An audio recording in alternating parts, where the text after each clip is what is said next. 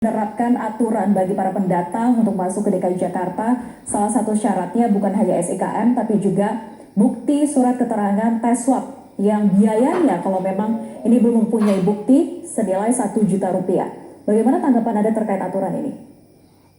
Ya, pertama aturan ini berdasarkan semacam surat edaran ya dari gugus tugas percepatan penanganan COVID-19. Kemudian ini kan ada dua pendekatan yang dipakai, yaitu hasil pemeriksaan rapid dan juga hasil pemeriksaan PCR atau swab. Nah, untuk pemeriksaan rapid, saya pikir sebenarnya ini tidak tepat langkah ini, karena rapid test itu sendiri adalah bentuk pemeriksaan yang cukup banyak inkonsistensinya, termasuk terjadinya false negatif. Untuk itu pemeriksaan rapid ini sebenarnya tidak kita sarankan untuk dijadikan semacam prasyarat ya untuk mobilitas. Di samping mobilitas itu sendiri juga sudah kita sampaikan agar tidak terlalu gegabah untuk dibuka moda transportasi dan lain-lain, mengingat pandemi di Indonesia ini sudah antar pulau, antar provinsi, dan antar daerah. Namun demikian, bila terpaksa karena faktor ekonomi dan lain-lain harus dibuka moda transportasi udara ini, untuk rapid test atau hasil rapid itu sama sekali tidak bisa kita jadikan dasar, oleh karena seperti tadi tidak ada kegunaan lebihnya, karena rapid juga mitigasi yang seharusnya dilakukan oleh pemerintah atau infrastruktur kesehatan. Sementara hasil pemeriksaan swab juga, kalau dalam bentuk PCR tadi disampaikan Mbak Vera, di samping mahal juga karena ini ada inisiatif dari orang pribadi, maka sebenarnya orang yang memeriksakan ini boleh jadi orang yang tidak dalam keadaan beresiko, atau ada orang yang sebenarnya hanya kepengen pulang kampung bertemu dengan keluarganya, terus dia lakukan swab tenggorokan dan dia lakukan di institusi swasta misalnya. Maka penelusuran kalau dia pun positif atau negatif tidak juga efektif menjadi dasar untuk perencanaan epidemiologi dari kaitannya dengan risiko dari hasil pemeriksaannya. Untuk itu ada semacam upaya pribadi orang per orang dengan adanya keterbukaan transportasi ini, tetapi di satu sisi juga tidak ada efektivitas atau kegunaan lebih untuk proses mitigasi dan juga perencanaan epidemiologi, apalagi ini kaitannya dengan mobilitas antar wilayah, antar daerah yang menggunakan alat transportasi udara yang utama. Nah, disinilah kehati-hatian pemerintah untuk betul-betul menerapkan disiplin. Tetapi kalaupun terpaksa tanda kutip seperti yang saya sampaikan, seharusnya tidak menggunakan rapid test sebagai prasyaratnya, Mbak Vera. Baik, Pak Hermawan, ini sudah ada 7 orang sejauh ini informasi yang kami peroleh yang diwajibkan oleh DKI Jakarta untuk melakukan tes swab di rumah sakit rujukan yang sudah ditetapkan dengan biaya 1,2 juta rupiah. Kemudian kalau secara pribadi kami telusuri biaya-biaya yang diwajibkan di beberapa rumah sakit swasta, harganya luar biasa. Bukan hanya dari 1 juta rupiah tapi juga sampai 6.500.000 rupiah dengan syarat hanya 24 jam saja hasil tes swabnya sudah keluar begitu. Nah, yang dikhawatirkan adalah kemudian ini menjadi bisnis yang berbahaya di rumah sakit swasta yang ada di Indonesia. Disitulah sisi-sisi lain ya dari implikasi sebuah kebijakan. Ada yang disebut dengan kegawat daruratan, tapi juga ada yang melihat peluang di dalam kegawat daruratan tersebut.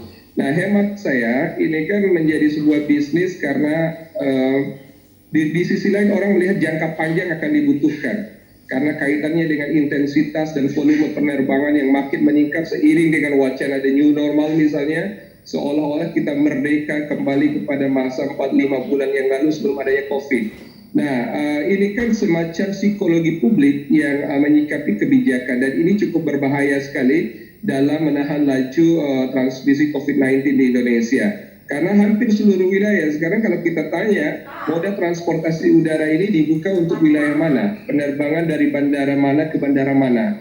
Mau di provinsi mana sekarang ini? Apalagi kalau kita lihat provinsi-provinsi atau daerah dengan destinasi wisata tertinggi di kita, seperti Yogyakarta, Bali, Sumatera Utara, Sulawesi Selatan, juga Kalimantan Selatan dan Provinsi Nusa Tenggara Barat, Lombok misalnya, termasuk Sumatera Selatan, itu daerah-daerah atau provinsi dengan laju kenaikan kasus yang cukup signifikan, termasuk di belahan Jawa seperti Semarang, Surabaya, semua ini menjadi epicentrum baru di wilayah masing-masing. Jadi penerbangan ini sangat tricky sekali untuk itu saya menyampaikan bahwa kalau bisa tidak dibuka sementara tidak dibuka. Tetapi pun kalau terpaksa harus dibuka karena faktor ekonomi dan lain-lain, maka prosedurnya yang paling ketat. Kami tidak setuju dengan penggunaan hasil rapid test, melainkan harus menggunakan swab misalnya. Tetapi swab seperti yang disampaikan Mbak Vera kan ini menyangkut bisnis. Oleh karena itu boleh jadi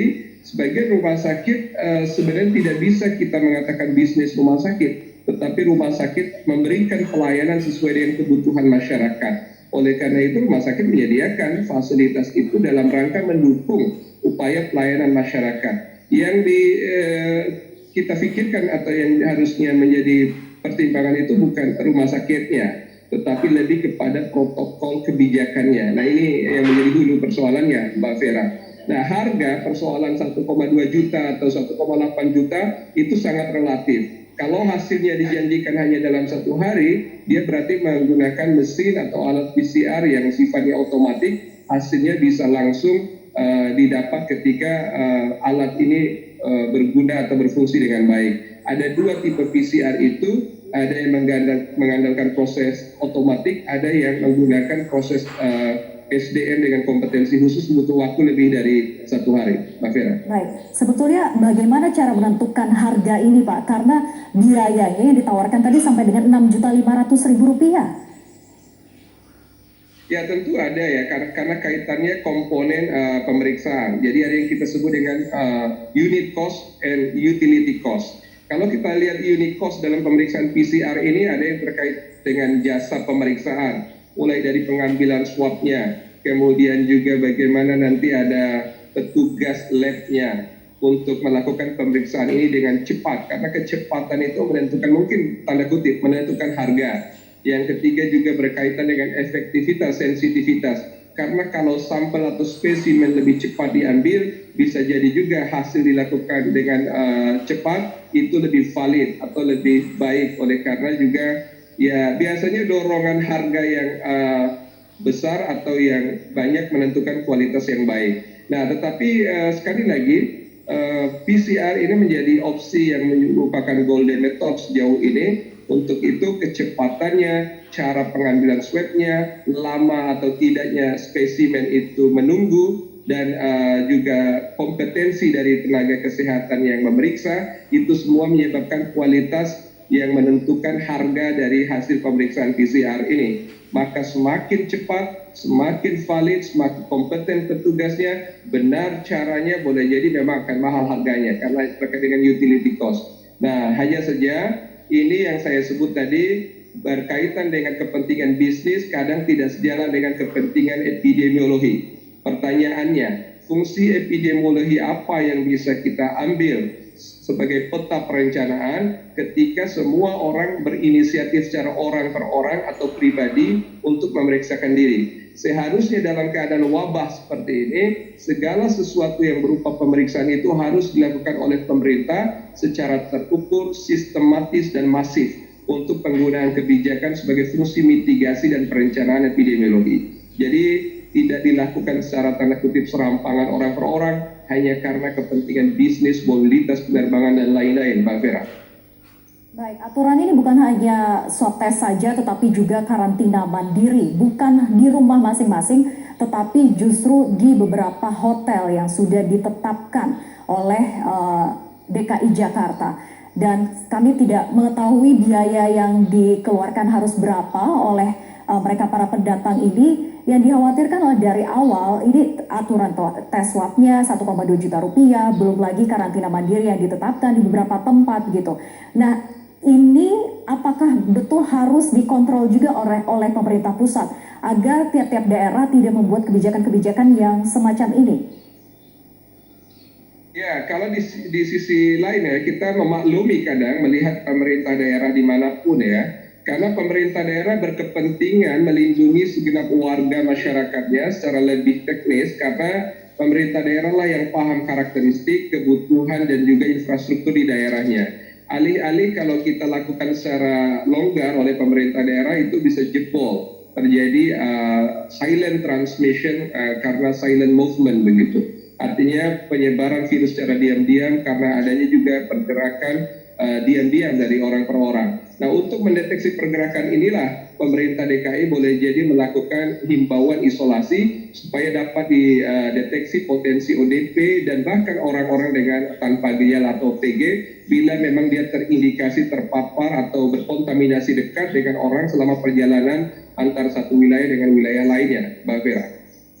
Artinya ini bisa juga kan diikuti oleh wilayah lain jika memang terbukti berhasil untuk mencegah adanya pendatang baru dengan resiko menimbulkan klaster baru di wilayah DKI Jakarta. Saya pikir itu cara yang logik dilakukan oleh pemerintah daerah masing-masing, terutama di kota-kota besar. Kita harus ingat hampir semua moda penerbangan ini, transportasi bandara ke bandara itu tertuju pada kota besar ke kota besar lainnya. Jadi walaupun ada support city sekitarnya, misalnya Surabaya, ada Sidoarjo, ada Gresik, Lamongan, dan seperti Jakarta ada Bodetabek, tetapi semua itu pasti tertuju pada epicentrumnya, yaitu kota besar di wilayah. Seperti yang saya sampaikan tadi, Mbak Vera, hampir tidak ada ibu kota provinsi dengan kategori kota besar di Indonesia ini yang tidak terjangkiti COVID-19. Begitu moda transportasi udara dibuka, karena memang segmen udara ini kan paling tidak transportasi orang-orang menengah ya, kelas menengah. Jadi orang-orang dengan kelas menengah ini boleh jadi banyak kepentingan bisnis, pekerjaan, tetapi yang sulit kita pahami bila kepentingan keluarga. Dalam kondisi seperti kegawat darurat dan wabah seperti ini, kepentingan keluarga seharusnya bukan menjadi alasan utama untuk kita bermobilitas, terkecuali mereka kepentingan pekerjaan yang memang pekerjaannya pun relevan untuk pencegahan dan penanganan COVID. Di sinilah protokol pengetatan oleh pemerintah pusat sekaligus pemerintah daerah menyiapkan infrastruktur dan metode isolasi yang memang wajar untuk dilakukan pemerintah daerah, Mbak Vera. Baik, terima kasih Dewan Pakar Ikatan Ahli Kesehatan Masyarakat Indonesia dan Persatuan Rumah Sakit Seluruh Indonesia, Hermawan Saputra. Kita harapkan betul bahwa aturan swab test ini bisa menjadi salah satu penghambat terjadinya lonjakan pendatang masuk ke wilayah DKI Jakarta agar tidak ada klaster baru.